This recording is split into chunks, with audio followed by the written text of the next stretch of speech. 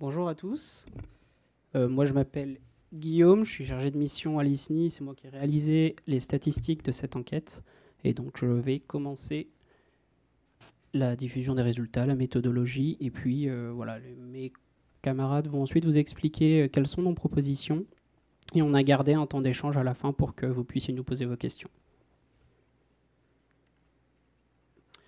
Juste une petite définition pour commencer, pour être certain qu'on parle de la même chose. Les risques psychosociaux, ce sont les contraintes professionnelles qui sont susceptibles de dégrader l'état de santé psychique d'un individu.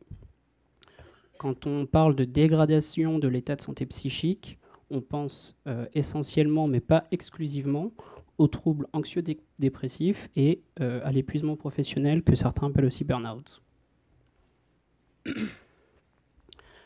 On a souhaité commencer ce contexte en ayant une approche un peu temporelle.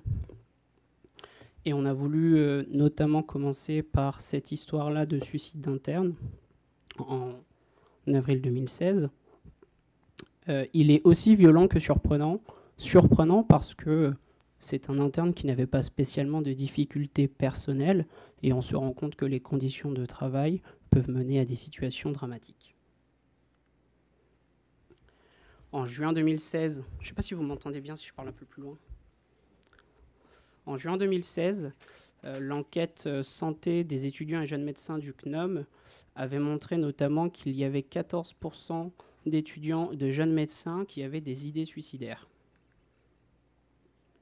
En septembre 2016, les institutions commencent à s'emparer du problème et on a une promesse ministérielle de plan d'amélioration de la qualité de vie au travail. En décembre 2016, on a une méta-analyse. Alors une méta-analyse, c'est un article scientifique qui fait la synthèse de plusieurs autres articles. Donc c'est ce qui est considéré comme le niveau de preuve le plus haut. Cette méta-analyse annonce notamment qu'un quart des étudiants sont en burn-out et 27,2% sont en dépression. Et là, on parle d'étudiants et de jeunes médecins.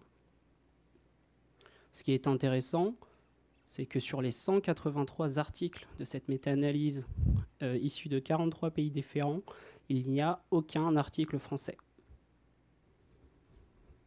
Donc ça montre que le manque de données sur ce sujet était important, en tout cas à l'époque.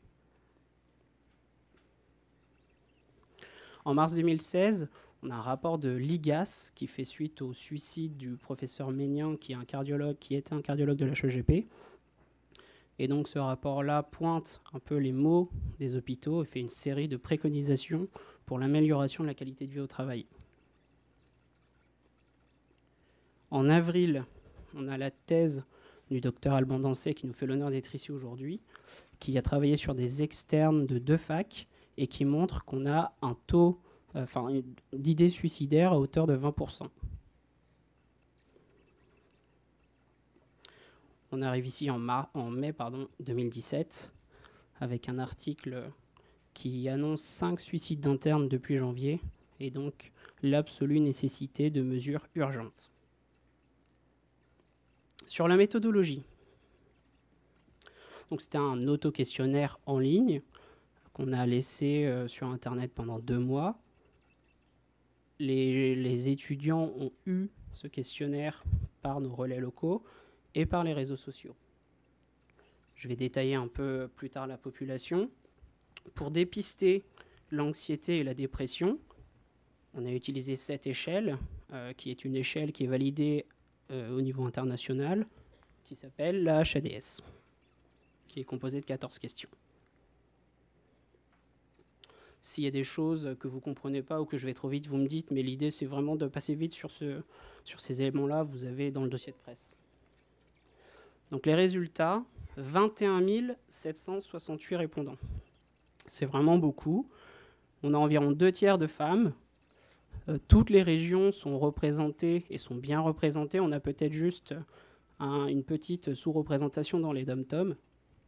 Et donc pour les populations, on a 19,5 étudiants de premier cycle. Donc ce sont les étudiants en 2e et en 3e année de médecine. Il n'y a pas les PACES dedans. Et donc j'ai mis un petit livre parce qu'ils sont essentiellement en formation théorique. 40% d'étudiants externes, donc ce sont les étudiants en 2e cycle, 4e, 5e, 6e année des études médicales. Et j'ai mis donc un petit livre et un stéthoscope parce qu'ils sont à mi-temps à l'hôpital. 35% d'internes, ce sont les étudiants de 3e cycle. Et j'ai mis un stéthoscope parce qu'ils passent la quasi-totalité de leur temps à l'hôpital. Et enfin, 5,3% donc de chefs de clinique assistants hospitalo-universitaires et assistants spécialistes. Et donc du coup, j'ai mis un petit stéthoscope parce qu'ils font du soin, un petit prof parce qu'ils font de l'enseignement et une loupe parce qu'ils font de la recherche. 66,2% des répondants ont une symptomatologie anxieuse. Dans la population générale, on est plutôt aux alentours de 26,1%, et ça, c'est des données de l'INPES. On vous a mis des facteurs de risque, des facteurs protecteurs, et des facteurs qui, selon le cas, sont à risque ou protecteurs. Donc, dans les facteurs protecteurs, on a les ressources matérielles suffisantes, la visite chez le médecin du travail il y a moins d'1 an, les temps d'échange dédiés pour les étudiants, et le fait d'être en stage dans les centres hospitaliers. Les facteurs de risque, le manque de soutien des supérieurs hiérarchiques, donc on considère tous les supérieurs hiérarchiques, la fatigue et l'insuffisance d'encadrement. Et donc, du coup, si un étudiant a subi des violences psychologiques, ça va être un facteur de risque pour l'anxiété. S'il n'en a pas eu, ça va être un facteur protecteur. C'est pour ça qu'il y a les deux couleurs. Pareil pour le soutien des pairs. S'il a le soutien des pairs, c'est un facteur protecteur. Et s'il n'a pas le soutien des pairs, c'est un facteur de risque. 27,7% des répondants ont une symptomatologie dépressive. Dans la population générale, on est plus aux alentours de 10,1%. Ça, c'est des données de Santé publique France ex-INVS. Et on retrouve globalement les mêmes facteurs de risque et les mêmes facteurs protecteurs. Donc dans les facteurs de risque, la fatigue, le laboratoire ou l'unité de recherche en stage, et les violences psychologiques. Dans les facteurs protecteurs, le soutien des pairs, le temps d'échange dédié pour les étudiants, les ressources matérielles suffisantes et le soutien des supérieurs hiérarchiques. 23,7% des répondants ont des idées suicidaires.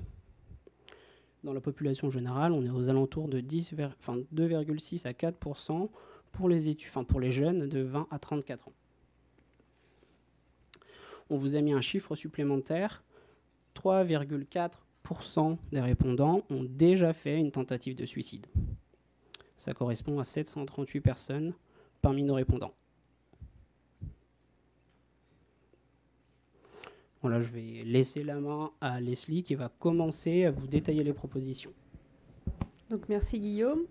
Nous, face à ces chiffres qui sont assez alarmants, on a voulu mettre en place des propositions de prévention qui étaient adaptées à nos résultats. En se basant sur nos résultats, on a pensé 4 axes de prévention. Le premier, la formation, le deuxième, la prévention, le troisième, la prise en charge et le quatrième, la surveillance.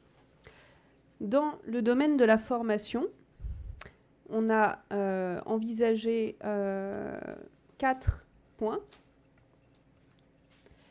Donc 4 points que je vais développer. Le premier sur la formation des managers, le deuxième sur la formation des étudiants, le troisième sur les temps d'échange et le quatrième sur l'accompagnement personnalisé des étudiants. Donc si on prend la formation des managers, c'est quelque chose qui est pointé par le rapport IGAS dont on parlait plus tôt, le fait que les risques psychosociaux ne peuvent pas être dissociés du management, de l'apprentissage de la gestion des équipes. Aujourd'hui, un interne, un jeune médecin est amené à apprendre à gérer des équipes sans avoir eu aucune formation sur le sujet, ce qui peut amener à des maladresses et sans forcément le vouloir, mettre en difficulté ces équipes. C'est pourquoi il nous semble important de pouvoir mettre en place des formations, et ce, dès l'internat, pour savoir gérer des équipes par des professionnels du management hospitalier et à chaque sauce statutaire, c'est-à-dire à l'internat, quand on est chef de clinique, quand on est PH, etc.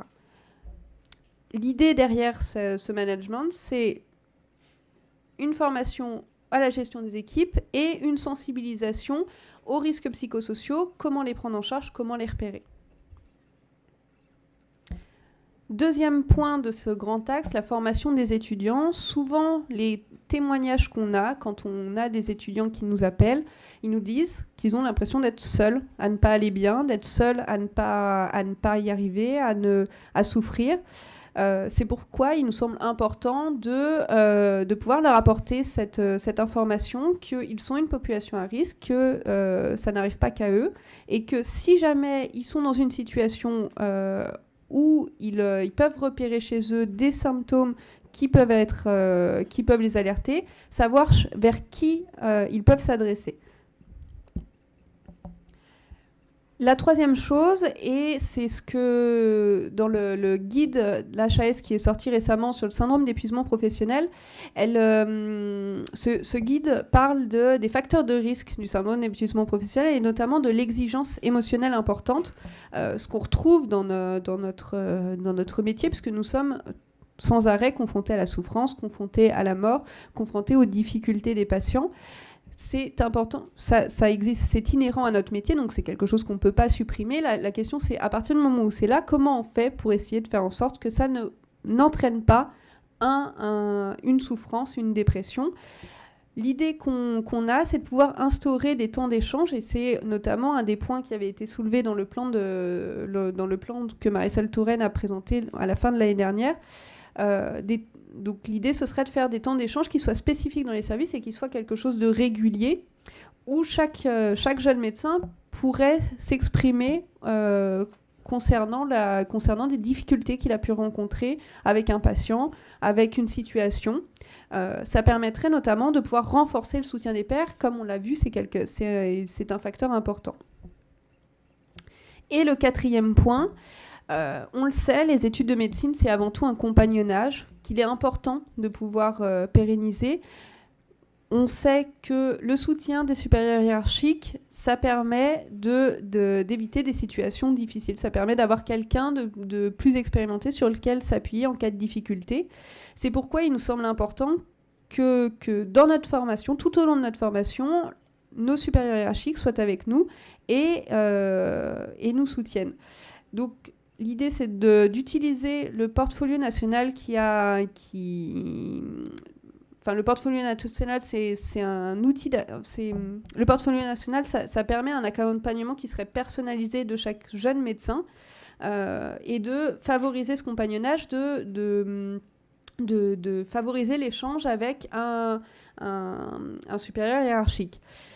Dans le même ordre d'idée, on souhaiterait promouvoir les tutorats qui existent déjà dans certaines spécialités, dans certaines régions de France, de favoriser le fait qu'un interne, un jeune médecin ait toujours quelqu'un à qui il puisse faire appel en cas de difficulté ou même pour l'orienter dans son parcours. Merci Leslie. Je vais passer la parole à Clément, qui fait partie de l'Association nationale des étudiants en médecine de France. Bonjour. Du coup, je vais partir sur l'aspect de la prévention. La toute première, donc ça va se développer d'abord sur la question du respect de la législation. Ensuite, sur la question de l'accompagnement et la surveillance par la médecine du travail. Ensuite, par la personnalisation de parcours via les activités extra-universitaires. Et je finirai sur l'exemple du BIP et en fait la création de structures dédiées à de la prévention et à de l'accompagnement des étudiants en médecine et des jeunes médecins. Du coup, le premier point sur la question de la prévention, c'est le respect de la législation.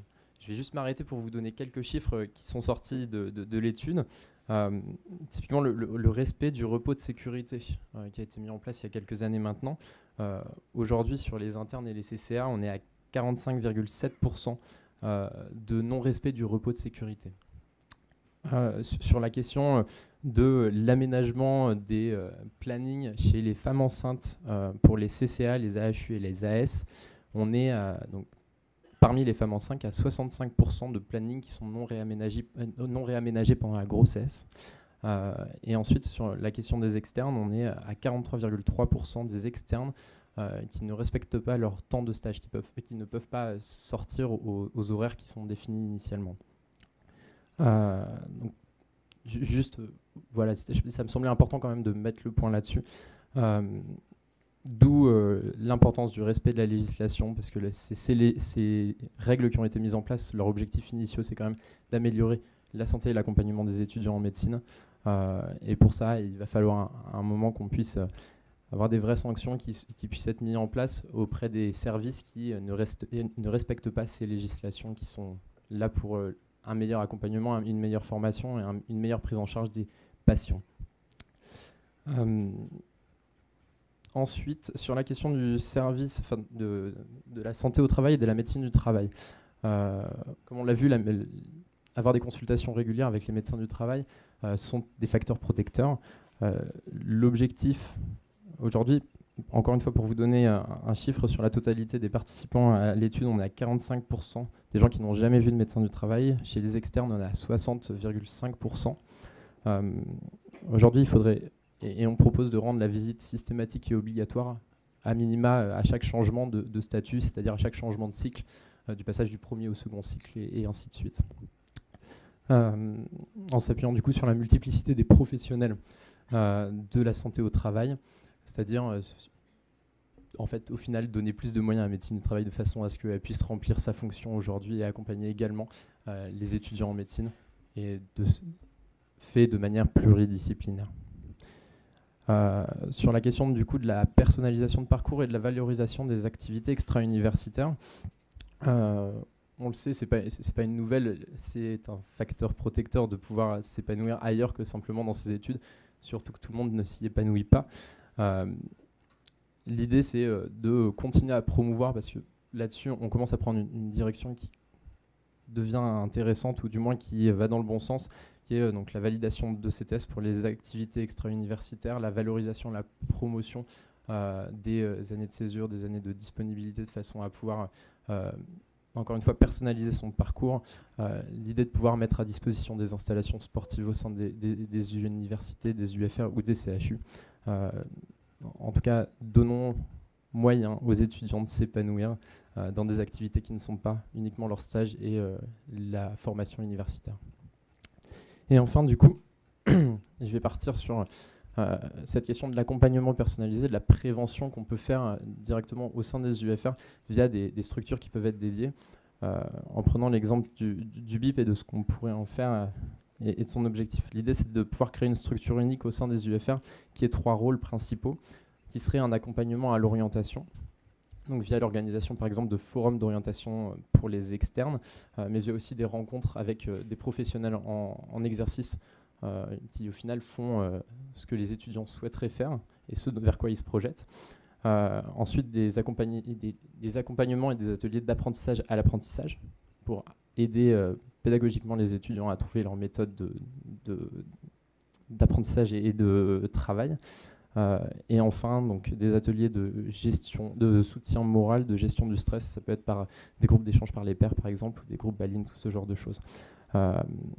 Enfin, l'objectif de ce genre de structure est également de pouvoir, peu importe les problèmes liés aux étudiants et les problèmes, que ce soit des problèmes sociaux, des problèmes de violence psychologique, de harcèlement ou quoi, l'objectif est de pouvoir avoir une structure vers qui se tourner, qui puisse orienter dans un réseau de prise en charge. Puis je pense que j'ai fait le tour du coup. Merci Clément. Je vais donner la parole à Maxence Piton, vice-président de l'ISNAR IMG. Bonjour à tous. Alors, une fois qu'on a mis en place la prévention, qu'on a mis en place la formation, si on est quand même confronté à des situations d'étudiants en difficulté, il faut les prendre en charge. Pour ça, on propose 3 axes de travail. La première, c'est de les dépister. La deuxième, ça sera d'adapter les conditions de travail des étudiants qu'on trouve en difficulté et parfois, si on est face à une situation d'urgence, de la gérer dans l'urgence. Donc, déjà, pourquoi dépister et suivre les étudiants?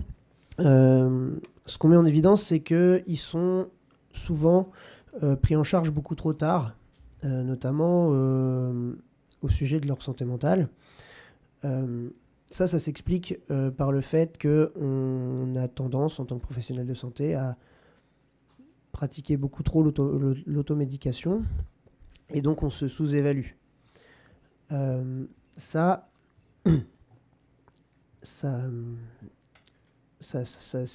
crée un délai sur l'évaluation du problème, et donc on sait qu'en santé mentale, si on prend les choses trop tard, c'est plus difficile à rattraper, donc il faut les dépister. Ensuite, pour les dépister, comment on fait? On évalue les étudiants. À quel moment? En début de leur stage, en début de chaque année, à chaque changement de semestre éventuellement, et donc ça peut se faire en lien avec le service de santé au travail. Ce qu'on a retrouvé dans notre enquête, c'est que, comme vous le disiez Guillaume tout à l'heure, c'était un facteur protecteur d'avoir eu un contact avec la médecine du travail dans l'année qui précédait. Et donc, pour ça, il faut remettre la santé au travail au centre pour pouvoir détecter les étudiants qui présentent des signes d'alerte. Ensuite, il faut également, du coup, mettre en place, une fois qu'on les a détectés, un suivi rapproché.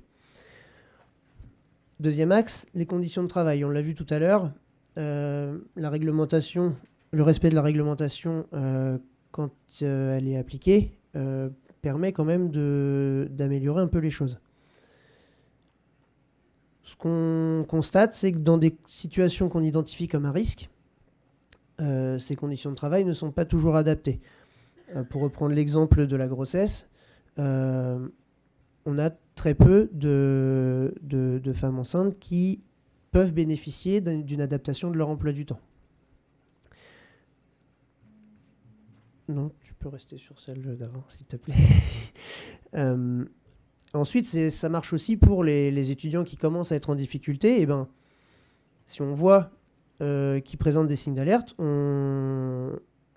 aménager leur temps de travail, pouvoir leur permettre de réduire le taux de garde, par exemple, ça leur permet de se recentrer un peu et de parfois pouvoir récupérer quelques situations difficiles. Donc en pratique, je l'ai dit, il faut qu'on ait les moyens d'adapter et d'appliquer cette réglementation et d'adapter les terrains de stage pour les étudiants qui sont en difficulté, en portant une attention particulière aux situations de grossesse. Et ensuite, en cas de situation d'urgence, si on est face à une crise, qu'est-ce qu'on fait? Il existe des situations, enfin des dispositifs, pardon, déjà qui existent pour porter soutien aux étudiants en difficulté. Ils sont assez nombreux. Ce qu'on propose, c'est de commencer par les recenser et surtout de les promouvoir pour savoir à qui s'adresser quand on est en difficulté. Ça permet de multiplier les portes d'entrée pour la prise en charge de ces étudiants-là. Et en labellisant les structures, ça permet de pouvoir être certain et avoir des structures vers qui orienter les étudiants qu'on sait fiables pour améliorer leur prise en charge. Merci Maxence. Je vais passer la parole à Ludivine Noales qui est au sein de l'ISNCCA, qui est le syndicat national des CCA. Bonjour à tous. Moi, je vais donc vous parler de la dernière partie, la partie surveillance, parce qu'il est important d'avoir un feedback sur l'impact de ce qu'on peut mettre en place. Et donc pour ça, on va observer, on va veiller et on va évaluer. On va observer parce qu'il faut pouvoir approfondir le sujet des risques psychosociaux. Donc il faut continuer les enquêtes. Bien entendu, c'est une première enquête inédite, donc il faut que ça permette d'autres enquêtes derrière.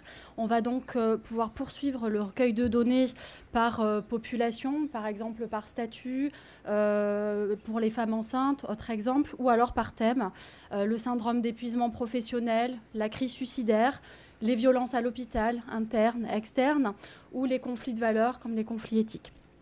Donc, très prochainement, on pourra vous amener des analyses complémentaires, et notamment donc, les analyses par statut de cette enquête qu'on a faite, les antécédents psychiatriques, les prises de médicaments, voilà, tout un tas de données complémentaires.